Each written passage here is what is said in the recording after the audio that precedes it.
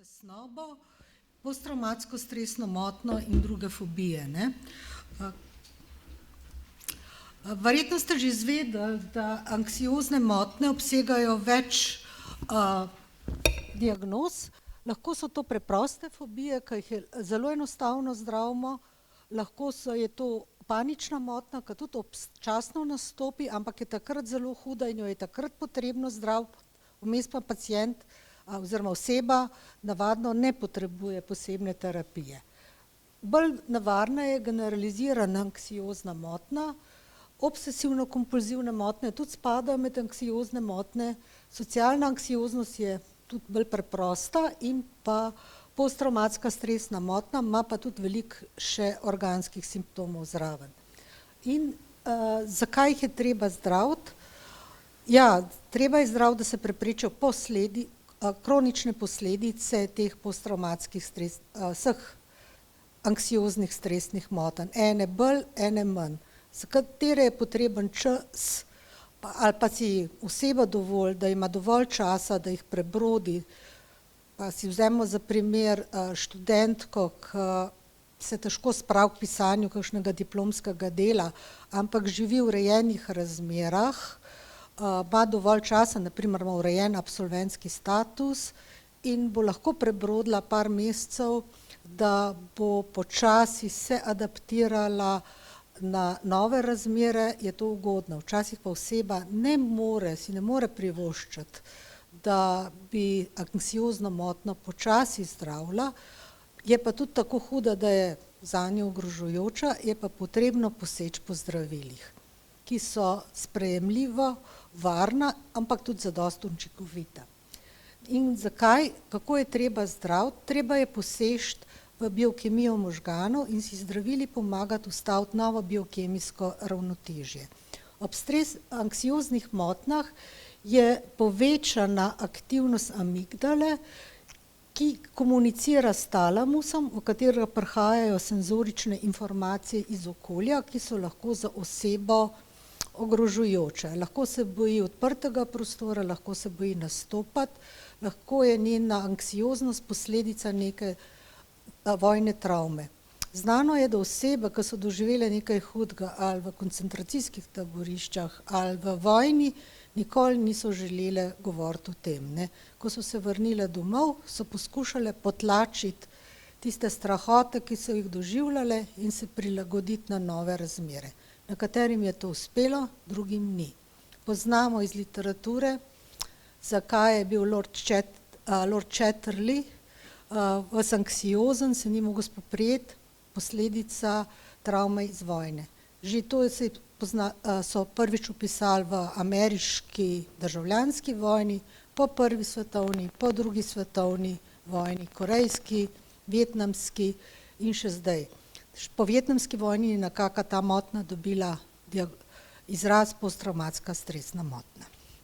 No, skratka, te senzorične informacije, ki prihajajo iz okolja in se lahko odražajo samo tudi v somatskih simptomih, kjer je navadno povečan tonus simpatičnega sistema in se osebe lahko preveč potijo, lahko jim srce razbija, težko dihajo, pospešeno dihajo, je včasih zadosti, če samo zdravimo te simptome pretiranega izražanja simpatičnega sistema. Trema pred nastopom. Včasih je zadosti in veliko glasbenikov zaužije 4 tablete propranolola, občasno, ne stalno, samo takrat, kadar je potrebno.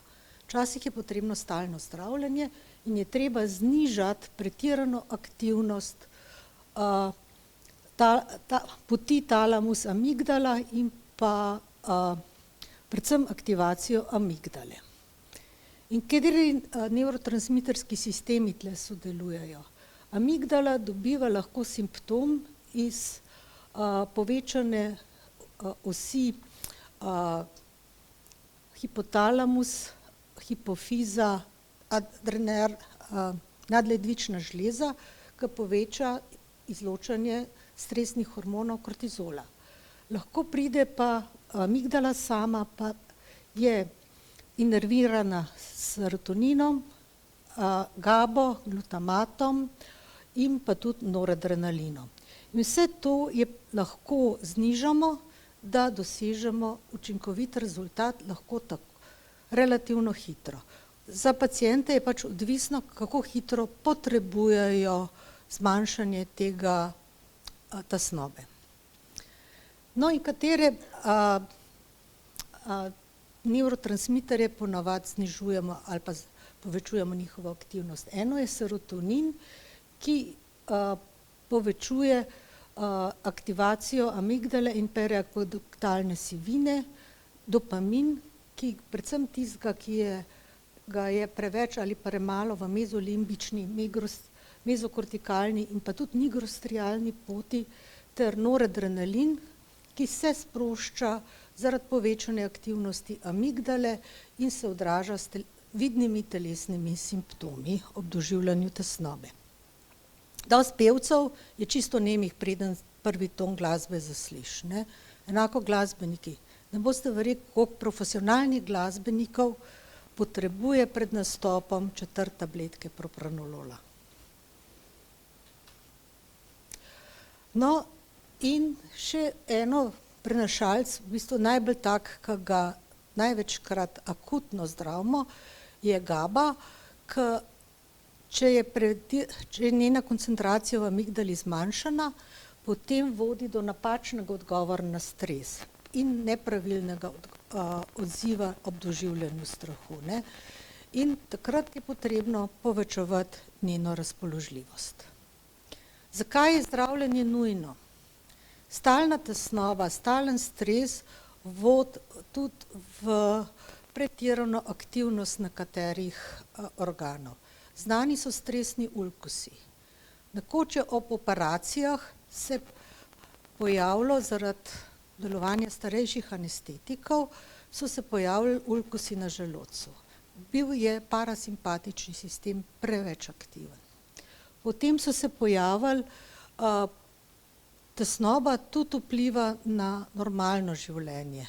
Ljudem je treba omogočati, da hodijo po odprtih prostorih, da, ko bi rekla, se upajo nastopati, upajo komunicirati z ljudmi. Morajo jim omogočati življenje, kot si ga želijo. No, in tudi pretiran stres vodi tudi do povečanega krvnega tlaka. Povečan krvni tlak ima za posledico kronična obolenja kardiovaskularnega sistema, lahko pride do večje incidence miokardnih infarktov, možganske kapi. In to je treba preprečiti lahko tudi z zdravili. Imunski sistem je, vidite, da so hormoni nadledvične žleze povezani z občutkom tesnobe in strahu. In to vpliva na zdrav imunski sistem. Prebavila smo že omenili. Skratka, tudi pretirana anksioznost je dostikrat povezana tudi, da nastanejo druge duševne motnje, lahko depresija, panični napadi so zelo neprijetni za osebe in pa potem, če osebe ne dobijo terapevtske podpore z varnimi zdravili, pride tudi do zlorabe nikotina, alkohola, ki sta najlažje dosegljiva, pa tudi drugih rekreativnih substanc. No, in kaj je bilo? Tesnoba je stara toliko kot človeštvo, ampak njeno zdravljenje pa zdravila, ki so bila odobrena za zdravljenje tesnobe, so se pojavila šele takrat, ko so bili opisani primeri tesnobe po korejski vojni, se pravi v 50. letih prejšnjega stoletja, in takrat so zdravili tesnobo najprej z bromidi, tukaj imamo ta meprobamat, potem z nekaterimi antagonisti histaminskih receptorjev, ki tudi pomirjajo, ki imajo sicer učinkovito delovanje na sedacijo, ne pa tako na občutek tesnobe. No, revolucijo so pa postavili benzodiazepini, ki so bili odkriti nekako v 60. letih. V primerjavi s prej obstoječimi sedativi so bili benzodiazepini revolucionarno bistveno bolj varna zdravila. Barbiturati so imeli to slabost, da je bila zelo majhna meja med terapevtsko in pa usodno toksično koncentracijo. Če si par tablet barbituratov preveč pojedel, ni nujno, da si se zbudil. No, benzodiazepini so pa varni, kar se tega tiče. Z njimi se ne da predozirati, ker preden uspemo pojesti zadosti tablet, da bi se usodno zastrupili, že zaspimo in pač ta spanec dlje časa traja. Par dni spimo, ampak se zbudimo. Slaba stran benzodiazepinov je, če se jih jemlje pa dlje časa, da se razvije toleranca. Se pravi, za doseganje istega učitka, pa naj bo to samo, da prepreči anksioznost, je potrebno jemati vedno večje odmerke. Ta je pogojena s fiziološkimi adaptativnimi odgovori, kajti po dolgem času jemanja benzodiazepinov, par tedenskem, se ena od podenot receptorja, na katerega delujejo benzodiazepini, zamenja z drugo podenoto, ki je manj občutljiva in zaradi tega so potrebni večji odmerki za doseganje istega učinka. Katera se največ predpisuje? Ja, pri nas imamo lorazepam, alprazolam in diazepam. Največ se kot anksiolitik predpisujeta Helex in Xanax. Xanax je originalno zdravilo, medtem ko je Helex Krkin generik. Sta precej predpisani zdravili, predvsem pri starejših osebah, se pravi, ki so stare zdaj 60 in več let, ko se jim je že začel na primer od 50. leta naprej predpisovati, se zaradi tega, ker se je pri njih razvila odvisnost, kot bi rekla, se ne znajo od tega zdravila ločiti. Nasploh so to splošni depresorji od srednjega živčevja in stopnja depresije je odvisna od odmerka. Lahko samo pomirijo, recimo vam ga predpišejo pred enim krutim medicinskim posegom, da ga na pol prespite in se ga potem ne spominjate, ko se zbudite, pa zaveste, ne.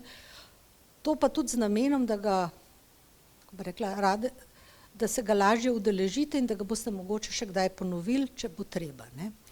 Ampak, če se jih predpiše pa za zdravljenje tesnobe, se jih mora predpisati za dlje časa in ta dlje časa je pa največ nekaj tednov. Se pravi, do 4 tedne. Ravno zaradi tega, da se prepreči nastanek tolerance in pozneje odvisnosti. In že po 4 tednih jemanja je priporočljivo, da se postopoma ukinjajo.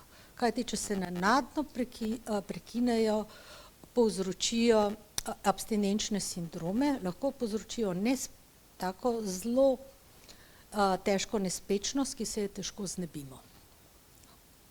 Odmerjanje in, kako bi rekla, prenehanje jemanja mora potekati pod zdravniškim nadzorom. To niso zdravila, ne glede koliko so varna, niso zdravila za samo zdravljenje.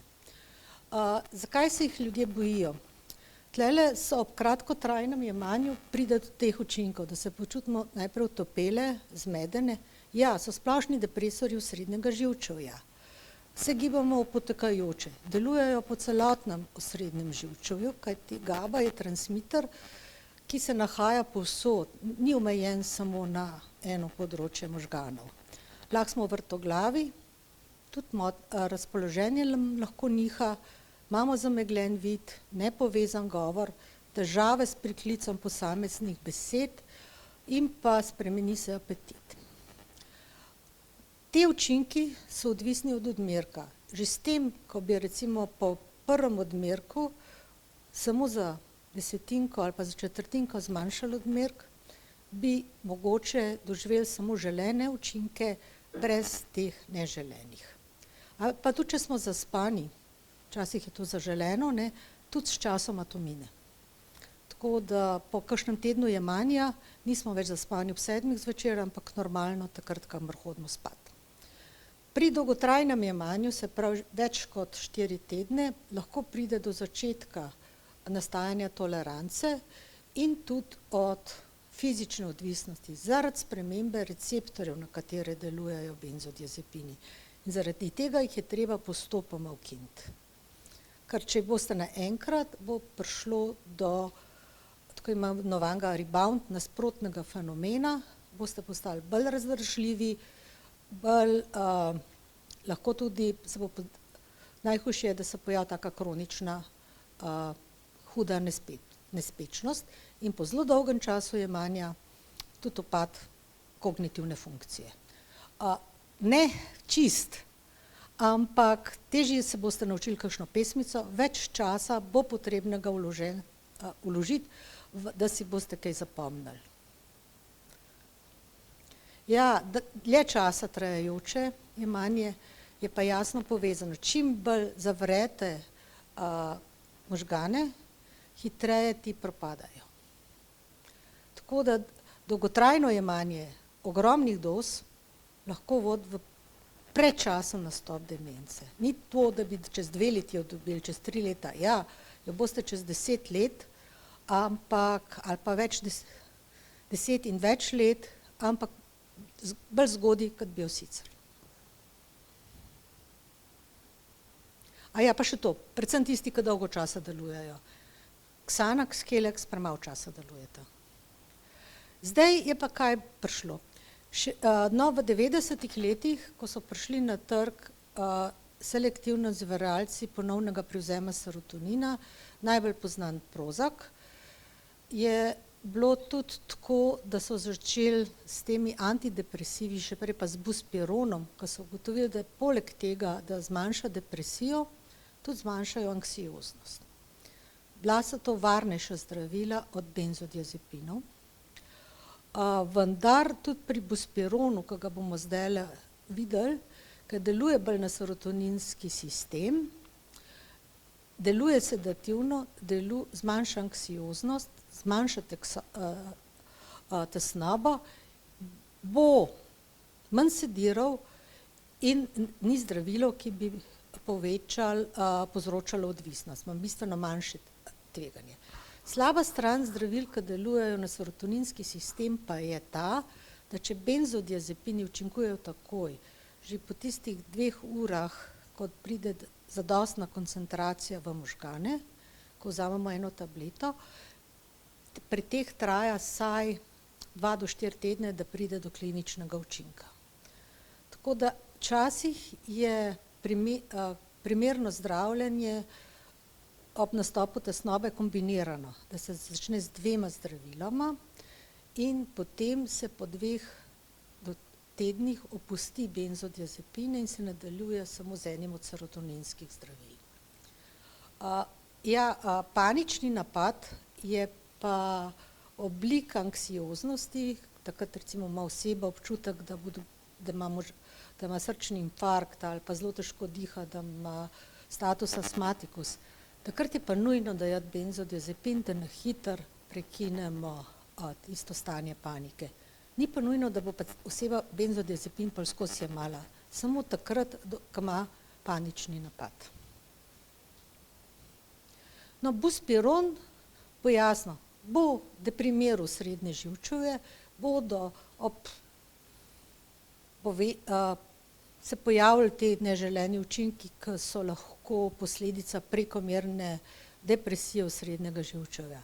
In vedno je tako, da neželen učinek ne nastopa pri vsakomu. To tisti, ki so opredeljeni kot zelo pogosti, nastopajo pri enem od 10 oseb. Če so manj redki ali pa izjemno redki, jih bo doživel vsak 100, vsak 1000, vsak 10 000. Vendar morajo biti opisani v navodilih za jemanje zdravil. No, pri dolgotrajnem jemanju pa vsa serotoninska zdravila, sploh tista, ki v nekaterih delih možganov zmanjšajo serotoninsko aktivnost, povzročajo motnje libida. Tako kot SSRI. No, če zdravimo z GABO, zdravili, ki povečajo razpoložljivost GABO, ti delujejo takoj. Pa takoj zmanjšajo anksioznost. in so namenjena za hitro zdravljenje, ne. Če imamo pa čas za počasnejši nastop, zdravljenje, da recimo anksioznost ni tako huda, so pa bolj varno, da se poseže po recimo zdravilih, ki inhibirajo ponovni privzev serotonina, ga dvignejo v določenih področjih možganov, kjer ga je premalo, in preko serotoninskega sistema delujejo na amigdalo. No, tlele imamo 4 primere, ki se dostikrat uporabljajo. Najblažji je stari dobri Prozac fluoxetin, Paroxat je že močnejši, predvsem se ga daje primeren za zdravljenje pri starejših osebah, sertralin in escitalopram sta pa močnejša zaviralca ponovnega privzema serotonina. Vsa ta zdravila povečajo serotonin, izboljšajo tesnobo, se pravi, jo preprečijo, ne, in izboljšajo razpoloženje. Uporabljajo se za dolgotrajno zdravljenje, takrat, ko je recimo nek strah traja dlje časa in dlje časa onesposoblja ljudi. Je pa slabo, da nastop njihovega delovanja je šele čez 2 do 4 tedne. Zakaj je tako? Sicer se takoj dvigne serotonin v možganih, takoj, ko vzamemo prve odmerke zdravil, vendar je tista tesnoba, kako bi rekla, bolezensko stanje, ki se je pojavilo, uničilo tarče, na katera ta serotonin deluje. In te se morajo ponovno sintetizirati, ponovno izraziti na pravilnih mestih. Ker gre za sintezo proteinov, traja to nekaj časa in šele po 2 do 4 tednih pride do postopnega izboljšanja razpoloženja. Do takrat oseba čuti neželene učinke. Serotonina je ogromno v prebavnem traktu, zato bodo imele osebe lahko prebavne motnje na kakršenkoli način, ali preveč ali premajhno izločanje. Lahko bo prišlo do blažjih motenj spanja, ali bodo preveč zaspane ali premalo zaspane, kako bi rekla, spolnost bo porušena. Tle je tudi značilno, ne smete, pa ravno prejšnji teden je bila ena dokumentarna oddaja na sporedu, ko se je pri osebah, ki so jemale ponovne zaviralce privzema serotonina dlje časa, da so se pojavili tudi po opustitvi neki dolgotrajni neželeni učinki, predvsem motnje spolnosti. Ja, vsa zdravila, ki se jih dolgčas jemlje in več tednov, je to dolg časa, in delujejo na možgane, je potrebno postopoma prekiniti. Kar je zelo težko, zato ker tudi farmacija ni naredila farmacevtskih oblik, ki bi omogočala prekinjanje recimo po 10% na teden ali pa po 10% za dozo zmanjšati za vsake 3 dni, in zato je to za pacienta in za tudi zdravnike, ki spremljajo to uvajanje zdravila pa odvajanje od zdravila izjemno težko. No, tlele so te neželeni učinki navedeni. Tele prebavne motnje, erektilno smo že navedli in pri dolgotrajnem jemanju pa serotonin izboljša apetit, tako da se večina ljudi zredi. In pa še vedno se pojavljajo motnje libida. Kar se svetuje, je vedno, ko vzrok za bolezen mine, se vsa zdravila, ki delujejo na osrednje živčevje, postopoma prekinja. To so pa trenutno najmočnejša zdravila, ki se jih uporablja za zdravljenje tesnobe, kadar ne zadostuje, da povečamo samo koncentracijo serotonina v možganih, je potrebno povečati tudi koncentracijo noradrenalina v možganih. Dosežemo z 2 zdraviloma, ki sta pri nas na razpolago, venlafaxinom in duloxetinom, in sta oba delujeta pač na obe isti indikaciji. Tudi ti 2 zdravili imata počasen nastop delovanja, podobne neželene učinke kot selektivni zaviralci ponovnega privzema serotonina, in pa če se ju ne odmerja postopoma, start low, go slow, se lahko pojavi tudi nasprotni učinki, kot je agitacija, ki se lahko pojavi tudi ob nenadnem prekinitvi in je zato tudi potrebno postopno prenehanje. Neželeni učinki so enaki kot prej, zato jih ne bi ponavljala. So pa to odlična zdravila, kadar tesnoba traja dlje časa, je omejujoča za osebje in so bistveno bolj varna kot benzodiazepini. No, še ena skupina zdravil se lahko uporablja, sicer bolj off-label, kar pomeni, da zaenkrat še niso uradno indicirani za zdravljenje tesnobe.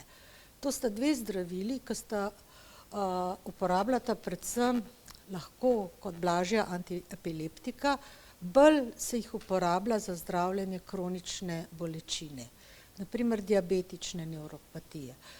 Kronična bolečina privede zaradi tega, ker te omejuje, ne moreš več normalno živeti, lahko tudi do motenj razpoloženja, ki je lahko povezana s tesnobo, ali se bom spet tako obrnil, da me bo začel boleti ali ne. Skratka, te omejuje in takrat lahko posežemo po teh dveh zdravilih, ki pa delujeta hitreje kot prej omenjeni antidepresivi. To se lahko izboljša razpoloženje, takrat, ko recimo se zmanjša bolečina že po kakšnem tednu, dveh, sta učinkovita za dolgotrajno zdravljenje in pri njiju tudi ni tveganja za zlorabo. Ne povzročate nobenega dviga dopamina, da bi se pacient izrazito dobro počutil.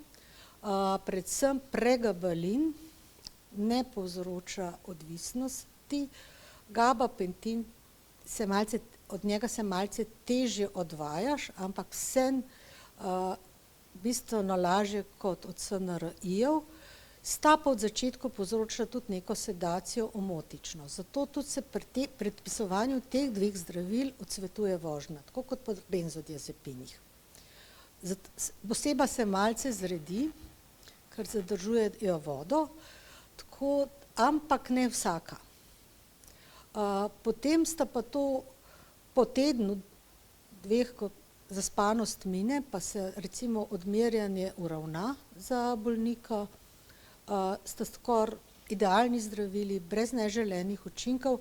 Dobra stvar je tudi ta, da se ne vpletata v metabolizem nobenih zdravil, tako da sta zelo varna, če mora pacient dobivati, zdravila za povišan krvni tlak, sladkorno bolezen, da ne vplivata na odmerjanje drugih zdravil.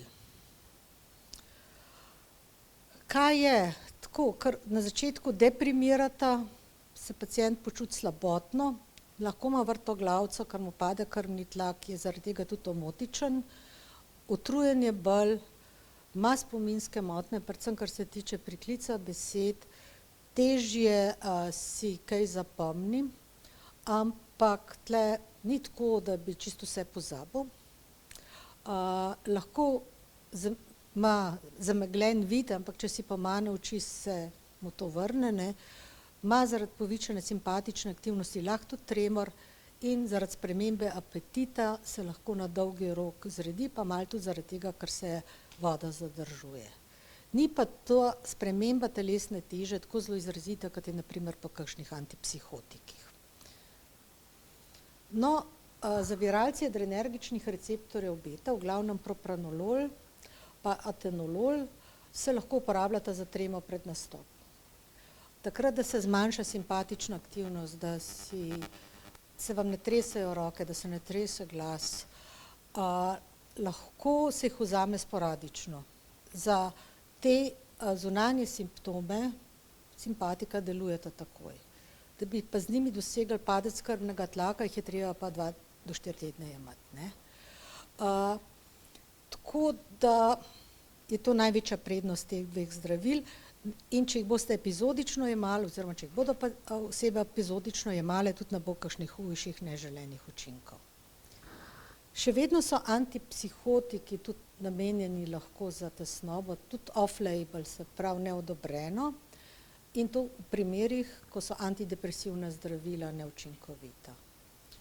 Bodo tudi ta sedirala, telesna teža se bo povečala, pacienti bodo bolj utrujeni, če bojo pa zelo dolg časa, leta jemali, se pa spremeni metabolizem glukoze, pride do hiperglikemije in lahko pride do tega iatrogene sladkorne bolezni pri teh bolnikih in pa potem tudi kardiovaskularnih bolezni. Skratka, vsa ta zdravila, ki sem jih omenila, delujejo na amigdalo. Lahko neposredno ali posredno spremenijo njeno aktivnost. Tako da je treba pri pacientih, ki to rabijo, predpisati zdravila, da se jim omogoči čim bolj normalno življenje, hkrati pa, da se na dolgi rok preprečijo bolezni kardiovaskularnega sistema. Za katera zdravila je najbolj dokazano, da pomagajo? Pri generaliziranem tesnobnem sindromu, SSRI pa venlafaxin. Lahko tu pa jasno benzodiazepini in buspiron. Pri socialni tesnobi, tudi SSRI, se pravi Prozac in njegovi bratranci, bupropion. Pri paniki, ja, konstantno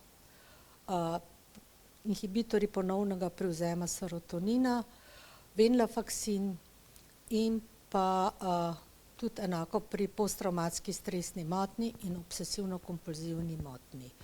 Tako da predpisuje se v glavnem zdravila, za katera je dokazana izboljšanje stanja, ne posega se pa po tistih, ki so neaktivna, čeprav včasih je treba tudi po antipsihotikih poseči. Skratka, če zdravljenje tesnobe je nujno, lahko samo s psihoterapijo, če je prehudo, je potrebno dajati zdravila. Zdravila delujejo bistveno hitreje, so pa učinkovita in varna. Tako da tudi pacientom se v največjih primerih izboljša spanec. Res je, imajo neželene učinke, ne pri vseh. Tle je treba poudariti, da se najbolj pogosti neželeni učinki pojavijo šele pri vsakemu 10. Tisti manj pogosto opisani večkrat. Kar pa smo zelo sugestibilna bitja, če preberemo listo neželenih učinkov, se bodo pri nas absolutno pojavila. Tako da s tem bi vam končala.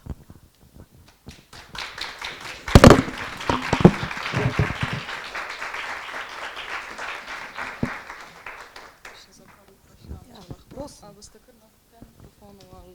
Lahko na tem. Super. Okay.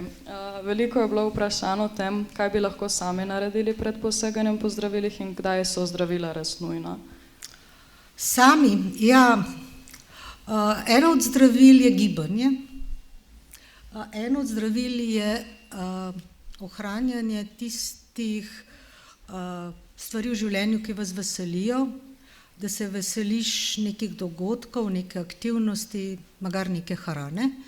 Tako da to pomaga. Tako da mogoče je tudi čokolada tisto najbolj osnovno, ko bi rekla, tak kuhinjski pripomoček za to. Ampak takrat, ko je prehudo, ko vas omejuje, pa če nimate časa ali pa možnosti za psihoterapijo, pa zdravila, ampak ne brez posveta zdravnikom. Super, hvala. Pa še kakšen je mogoče dolgotrajni vpliv tako zdravil na možgane in živčevje, kot tudi same anksioznosti, nezdravljene mogoče? Nezdravljena anksioznost, poleg tega, da vas omejuje v življenju nasploh, ne. Predstavljajte si mamo z agorafobijo, ki mora otroka peljati v vrtec, ki mora iti potem v službo peš, recimo, da nima avtomobila, pa se mora v službi 8 ur kvalitetno obnašati, iti nazaj. Dosti to jo zelo lahko omejuje. Če vas je samo strah pajkov, pač se preselite v blok in ne bo pajkov, ne. Ja, v hiši so vedno, nažalostno. Tako da lahko se izogibate tem situacijam, katero vas je strah. Ampak, če vas bo stalno nečesa strah, je večja verjetnost, da bo se tudi tesnoba kronificirala in bodo tako močna, da se bo odražala s telesnimi simptomi, kateri pa lahko vodijo v nepopravljive bolezni. Zdravila, ja. Vsak terapija, ki se kronično jemlje, bo naredila neke lahko spremembe najprej v biokemijskem ravnotežju, potem bo prišlo pa tudi lahko do spremembe plastičnosti v možganih. To je do strukturnih sprememb. Ampak tudi strukturnih spremembah lahko so nujne, da vam omogočajo normalno življenje. Če pa recimo razlog za tesnobo mine, pa bi želeli opustiti zdravila, je pa treba to spet narediti postopoma. Za benzodiazepine je značilno, če se jih kronično jemlje, pa se želite opustiti, traja detoks 10 tednov, vsaj. Če med 10 tedni pride do kakšnega stresnega dogodka, ki pa je za vsakdanje življenje mogoče nestresen, da otrok prinese enko domov ali pa da vas učiteljica pokliče, da preveč šprica, to podaljša odvajanje za kakšen teden. Ali pa dobro, če malo praskate avto. Tako. Zanimivo. No, super, najlepša hvala za predavanje in odgovore. Še eno majhno darilce za vas. Tako da, ja, hvala. Najlepša hvala za vse. S predavanjem smo tako zaključili za danes. Še enkrat hvala vsem predavateljem. Odlično ste